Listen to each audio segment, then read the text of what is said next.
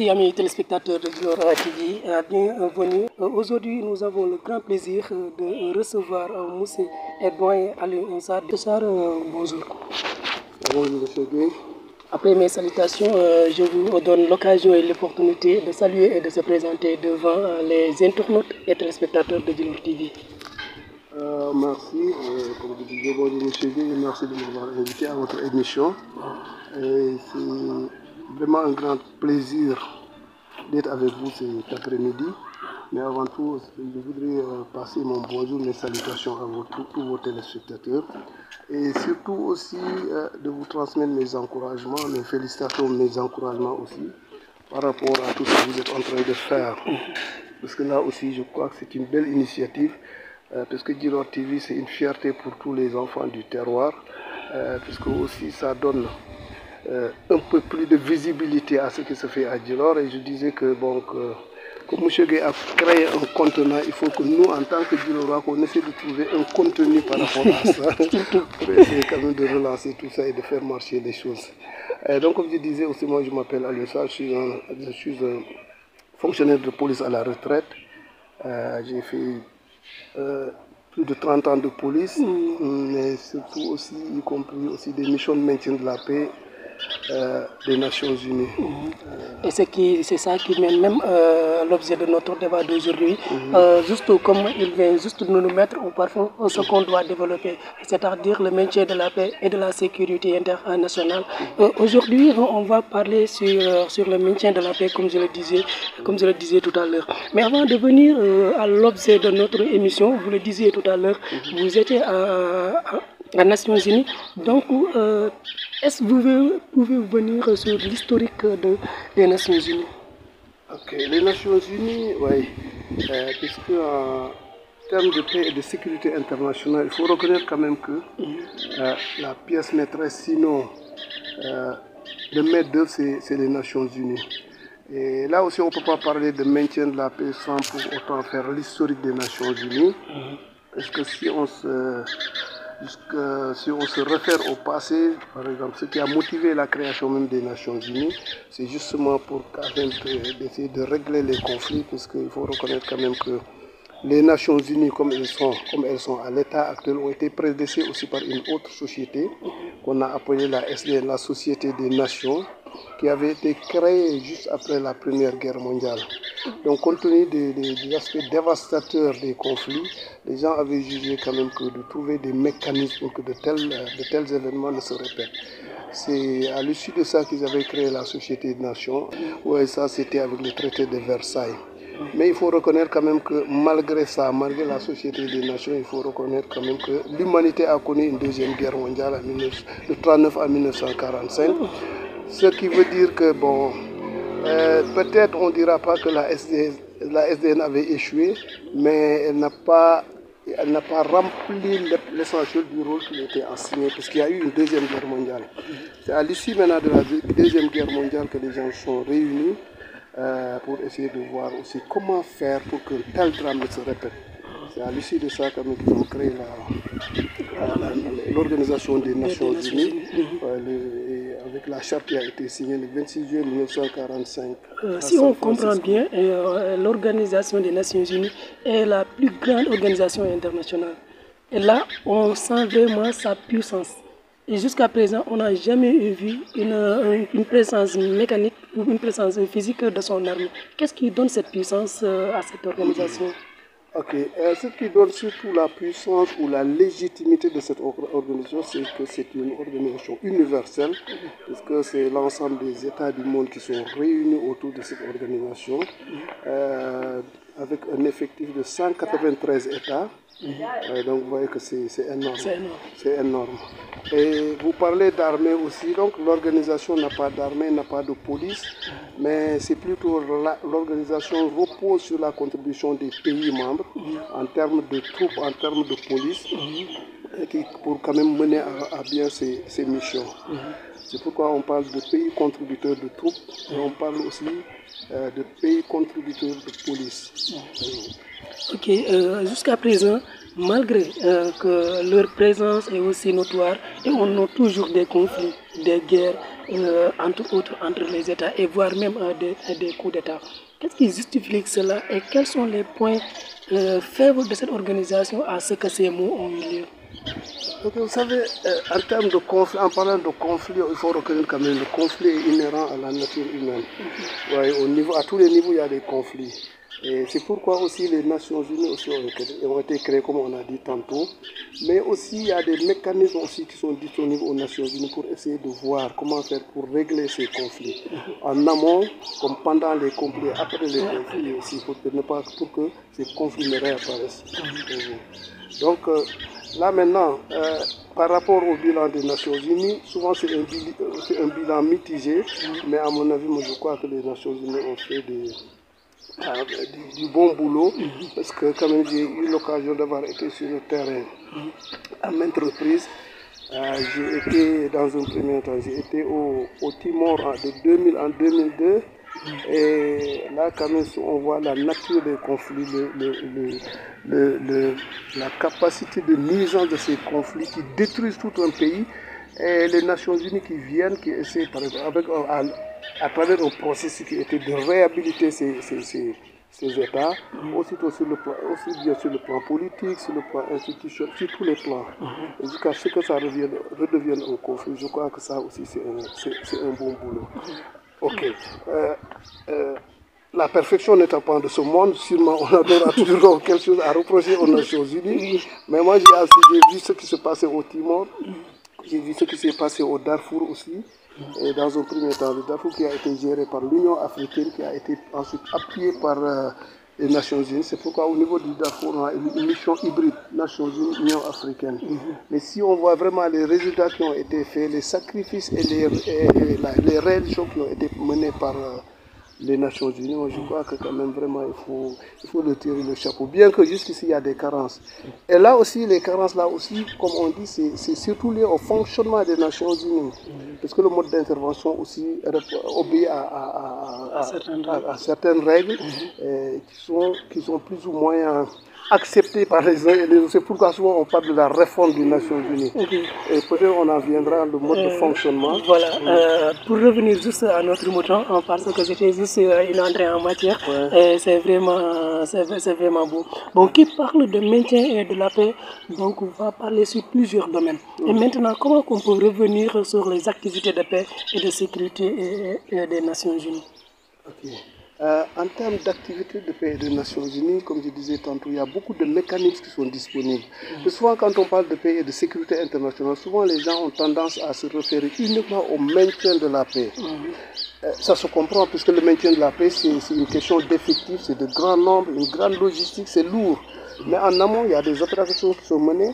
En aval aussi, il y a des opérations qui sont menées. C'est pourquoi on parle du spectre des activités de paix et de sécurité des Nations Unies. En amont, par exemple, on peut parler de la prévention des conflits. Ça aussi, c'est un mécanisme que les Nations Unies déploient souvent, mais c'est moins visible. C'est une question de diplomatie. Par exemple, quand il y a des tensions quelque part dans le monde, les Nations Unies dépêchent des envoyés. Ils vont aller discuter avec les parties au conflit pour essayer de faire baisser les tensions avant que ça ne bascule en un conflit violent. Mais c'est moins visible. Donc ça, c'est avant le conflit. Donc c'est ce qu'on appelle la prévention des conflits. Maintenant, il faut reconnaître quand même que la prévention ne marche pas toujours. Et si ça échoue, quand même, on peut basculer carrément dans le conflit.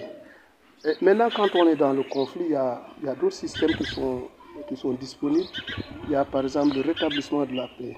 Par exemple, quand il y a conflit quelque part, les Nations Unies peuvent dépêcher des diplomates. Ils vont essayer de réunir les belligérants autour d'une table, essayer de discuter avec eux pour trouver une paix. Ça peut être un cessez-le-feu, ça peut être aussi un accord de paix. Voyez-vous. Maintenant, après le rétablissement, si ça ne marche pas aussi, on peut parler d'imposition de la paix.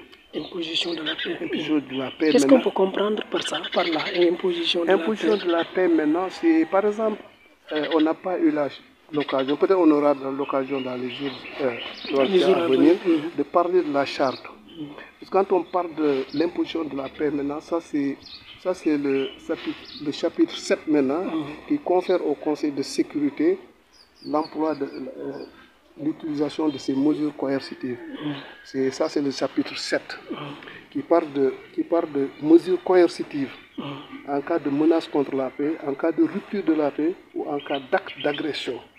Maintenant, le Conseil de sécurité peut imposer, voyez-vous, la paix. Donc, si on parle de Conseil de sécurité, est-ce que ça fait partie pour les grands organes des Nations Unies? Voilà, donc effectivement, ça c'est, si on revient un peu en arrière, parce que quand on parle des Nations Unies, on fait référence à six organes principaux. Ouais, on a l'Assemblée générale, on a le Conseil de sécurité, on a le Conseil de tutelle, on a le Conseil économique et social, on a le Conseil de tutelle, et on a la Cour internationale de justice. Oui. Souvent, cette Cour internationale de justice aussi, souvent on la confond avec la Cour pénale internationale, mais c'est différent. Qu'est-ce qui fait leur différence? Ok, la Cour internationale de justice est un organe principal des Nations Unies. Donc ça s'est créé en 1945, signature de la Charte des Nations Unies le 26 juin 1945 à San Francisco. Bien que le statut de la Cour internationale de justice, elle est annexée à la Charte, mais elle fait partie intégrante de la Charte. Maintenant, cette Cour internationale de justice est compétente en matière, c'est-à-dire qu'elle juge les différends entre pays. Oui, aussi deux pays, s'il y a des pays qui ont des différends entre eux, c'est la Cour internationale de justice qui est compétente en cette matière. Voyez-vous. Donc, elle est créée en 1945. Alors, la Cour pénale internationale, elle est compétente pour les auteurs de génocide, de crimes de guerre et de crimes contre l'humanité. Alors, cette cour, elle est créée le 18 juin 1998. Donc, vous voyez un peu la différence. Donc, mais pour revenir maintenant aux organes principaux, et on avait parlé aussi du chapitre 7. Donc, vous voyez que ça, c'est le Conseil de sécurité qui est compétent en matière de paix et de sécurité internationale. Ça, c'est la charte qui confère ça au Conseil de sécurité. Donc, vous voyez que l'Assemblée générale regroupe les 193 États. Donc, c'est le Conseil de délibération. Mais en matière de paix et de sécurité internationale, la charte maintenant confère au Conseil de sécurité la responsabilité première. Donc ça, c'est maintenant, c'est dans la charte. Et vous voyez que donc, c'est en matière de représentativité, le Conseil de sécurité, par exemple, est composé de 15 membres. Alors que l'Assemblée générale est composée de 193 membres. 193 États membres. Mais le Conseil de sécurité, en matière de paix et de sécurité, le Conseil a cette prééminence sur tous les autres organes. Parce que si vous voyez par exemple l'article 12 de la charte, par exemple, dit que tant que le Conseil de sécurité remplit devant un différend ou une situation de conflit les pouvoirs qui lui sont conférés par la charte, l'Assemblée générale ne doit pas faire de recommandations. Bon, avant, je voudrais juste vous couper la parole, juste pour une relance. Ce Conseil de sécurité, quel est son comportement vis-à-vis aux États où on a connu des coups d'État, par exemple le Mali, le Niger, Burkina Faso, si je ne me trompe pas. Ok. Là maintenant, vous savez, le Conseil de sécurité, c'est au niveau international. Donc, il faut qu'on revienne un peu sur les décisions du Conseil de sécurité, comment ça se prend. Après, je vais revenir à ça. Vous voyez, par exemple, le Conseil de sécurité est constitué de 15 membres. 5 membres permanents et 10 membres non permanents. Mais pour qu'il y ait une décision émanant de ce Conseil de sécurité, il faut forcément le vote affirmatif de 9 membres, mais y compris le vote affirmatif des 5 membres permanents. Si un seul de ces membres vote non, vous voyez que cette décision ne sera pas prise, la résolution ne passera pas. C'est ce qu'on appelle le droit de veto généralement, le droit de veto. Voyez-vous. Mais donc pour revenir à votre question par rapport au conflit. Donc tantôt on avait parlé par exemple du chapitre 7. Le chapitre 7 maintenant c'est les mesures coercitives que le Conseil de sécurité peut utiliser en cas pour imposer la force. Mais maintenant, pour les cas que vous venez de mentionner, par exemple, au niveau de l'Afrique, au niveau de... Ça, maintenant, on va basculer le chapitre 8, qui permet aux Nations Unies d'utiliser c'est ce qu'on appelle les arrangements régionaux. Ça permet maintenant au Conseil de sécurité d'utiliser les organisations régionales ou sous-régionales.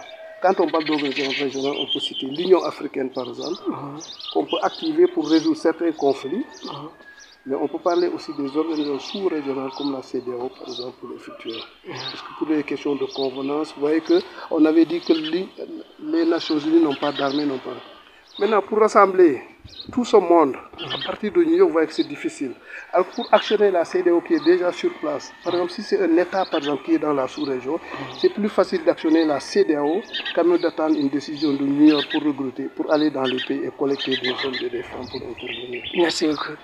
Merci, amis téléspectateurs de Djilor TV, pour ceux qui viennent de nous suivre, pour ceux qui viennent en cours de nous suivre. Comme rappel, on est aujourd'hui avec le doyen Alioune Sarr. Aujourd'hui, on parle de la maintien de la paix et de la sécurité internationale. Vous venez de voir des points où il a abordé, sont des points également importants et intéressants parce que ça reste toujours actuel. Bon, monsieur, pour continuer toujours à notre ligne, tout à l'heure, vous nous avez parlé des activités de sécurité des Nations Unies. Qu'en est-il ainsi et pour les opérations de maintien et de la paix? Ok, voilà. Donc, j'avais dit quand même que les Nations Unies disposent d'une panoplie d'activités. Et parmi ces activités, souvent, je disais souvent on a tendance à mentionner le maintien de la paix. Mais j'ai mentionné la prévention des conflits, j'ai mentionné le rétablissement de la paix, l'imposition de la paix. Et maintenant, c'est en ce moment qu'intervient le maintien de la paix. Parce que le maintien de la paix suppose quand même qu'il y a une paix qui existe. Parce qu'on ne peut pas maintenir quelque chose qui n'existe pas. Maintenant, quand on aura acquis cette paix, soit à travers l'imposition de la paix ou le rétablissement de la paix, c'est en ce moment maintenant qu'on va déployer des hommes et des femmes pour quand même qu'ils aillent maintenir la paix. C'est ce qu'on appelle les opérations de maintien de la paix. Et ces opérations de maintien de la paix obéissent à des critères, obéissent à des principes fondamentaux. Parce que les Nations Unies ne peuvent pas se lever du jour au lendemain, envoyer des troupes quelque part dans un pays. Il faut des préalables. C'est beaucoup d'accords, c'est beaucoup de pourparlers. C'est pourquoi aussi on parle souvent des principes fondamentaux des opérations de maintien de la paix. Le premier principe, c'est le consentement. Il faut que le pays accepte de recevoir les Nations Unies. Parce que sinon, il faut aussi reconnaître quand même qu'il faut forcément respecter la souveraineté nationale des pays. Donc c'est à travers des accords maintenant, beaucoup d'accords. À travers ce consentement maintenant, si le pays maintenant consent à ce que les Nations Unies débarquent, c'est en ce moment qu'ils vont débarquer pour une opération de maintien de la paix. Mais là aussi, il faut beaucoup d'accords puisqu'il faut ce qu'on appelle le MOU, Memorandum of Understanding, c'est un mémorandum d'entente entre les Nations Unies et le pays qui va recevoir la mission. Voyez-vous. Mais aussi, il y a d'autres accords aussi, il y a ce qu'on appelle le MOU, c'est l'accord entre les Nations Unies et les pays qui vont fournir des hommes. C'est-à-dire là maintenant que les Nations Unies vont s'engager quand même à couvrir ces hommes, à gérer aussi ces hommes sur le plan logique, sur tous les plans. Mais l'État contributeur aussi va garantir aux Nations Unies qu'il va donner des hommes et des femmes et des matériels de qualité. Oui. J'aimerais juste souvenir, parce que si on réfléchit sur les Nations Unies, on sent son importance, on sent beaucoup de choses sur lui. Mais malgré sa présence et tout, on a toujours des conflits entre Israël et Palestine, on a toujours des conflits Russie, Ukraine. Et d'après ces conflits-là, quel était le comportement des Nations Unies? Okay. Vous savez aussi, bon, là aussi on va faire on va faire du politiquement correct, on ne va pas stigmatiser. Mais là aussi, vous voyez que en termes de géopolitique aussi, c'est une question d'intérêt qui se pose, voyez-vous. Et là aussi, par exemple, j'avais dit quand même que pour qu'une résolution puisse passer au Conseil de sécurité, il faut forcément le vote affirmatif de 9 membres, y compris de 5 membres permanents. Là aussi, c'est une manière, et ça aussi, ça c'est l'article 25 qui confère ça au Conseil de sécurité, parce que l'article 25 dit que les pays membres acceptent, qu'on vienne d'accepter et d'appliquer les décisions du Conseil de sécurité. Voyez-vous. Mais le problème qui se pose, c'est qu'il y a une question d'intérêt aussi. Parce que si par exemple une décision doit être prise, alors que cette décision est à l'encontre des intérêts de l'un des membres permanents, est-ce que vous croyez que ce membre permanent va voter oui pour cette décision? Non, je ne pense pas. Mais justement, quand on parle d'Israël, je disais qu'on va faire du politiquement correct, mais Israël aussi qui est un allié fondamental, un allié très important des Nations Unies, des États-Unis, est-ce que vous croyez que les Nations Unies vont voter une résolution qui va taper sur Israël? Certainement non. En Ukraine aussi, voyez-vous, il y a la Russie aussi qui est détentrice du droit de veto. Donc toutes les mesures qui vont à l'encontre des intérêts russes, la Russie va bloquer ça par un droit de veto. Donc c'est comme ça que marche le monde. C'est pourquoi aussi les gens ils se focalisent sur la refonte, sur la réforme du Conseil de sécurité. Parce que surtout pour les pays africains, imaginez-vous une constellation de 54 pays africains, alors on n'a aucun membre permanent au niveau des Nations Unies. Alors que toutes les décisions se prennent là-bas. Et la majeure partie des décisions concernent l'Afrique. Alors que l'Afrique n'est pas représentée au Conseil de sécurité comme membre permanent, je veux dire. Oui. Donc ça veut dire que tout ce qui ça aussi, c'est un problème. Dans ce cas, est-ce qu'on comprend tout simplement que l'Afrique n'est rien d'autre qu'un simple spectateur par rapport aux grandes organisations? Ok, mais là aussi, les gens, ils peuvent toujours jouer des coups, essayer de faire aussi voyez-vous. Mais là aussi, c'est le résultat. C'est la résultante même de la création des Nations Unies, parce que quand on parle de 1945, à l'époque, nos États n'existaient pas. Nous, on est indépendants en 60, bien après 45. Donc, les jeux étaient déjà faits, les dés étaient déjà jetés. Les problèmes étaient déjà réglés sur les grandes organisations. Oui. Donc, on signale tout simplement que l'émission tire à sa fin. Donc, amis téléspectateurs, c'était juste la première partie sur ce qu'on doit faire. Ça reste plusieurs et beaucoup de points à souligner sur la question de maintien de la paix et de la sécurité internationale. Monsieur, le dernier mot. Le dernier mot, c'est vraiment vous remercier et puis surtout aussi attirer l'attention. Parce que souvent à la télé, on assiste à beaucoup de choses qui se passent à travers le monde. Souvent, il y a des interprétations, mais je crois que les jeunes aussi doivent s'intéresser à ces questions de géopolitique, à ces questions de paix et de sécurité internationale, pour comprendre comment marche le monde, comment marchent les affaires. À part ça, vraiment, je voudrais vous remercier encore une fois et surtout vous encourager par rapport à ce que vous êtes en train de faire, parce que c'est une belle initiative. Et non seulement que ce n'est pas pour M. Babacar Gueye, mais c'est pour tout le terroir. Et vraiment, bonne chance et bonne suite. Et surtout aussi, merci à vos collaborateurs aussi. Oui. Et là aussi, je peux vous assurer de ma disponibilité par rapport à ces thématiques. Merci. Merci beaucoup, monsieur. Merci également à tous les internautes et téléspectateurs de Djilor TV. Comme je le disais tout à l'heure, c'est juste la première partie sur des choses qu'on doit faire. Ça nous reste encore pas mal de points à souligner sur la question de maintien de la paix et de la sécurité internationale. C'était votre ami et frère, votre fidèle serviteur DJ Leroy. Nous vous donnons rendez-vous très bientôt avec notre numéro. Merci.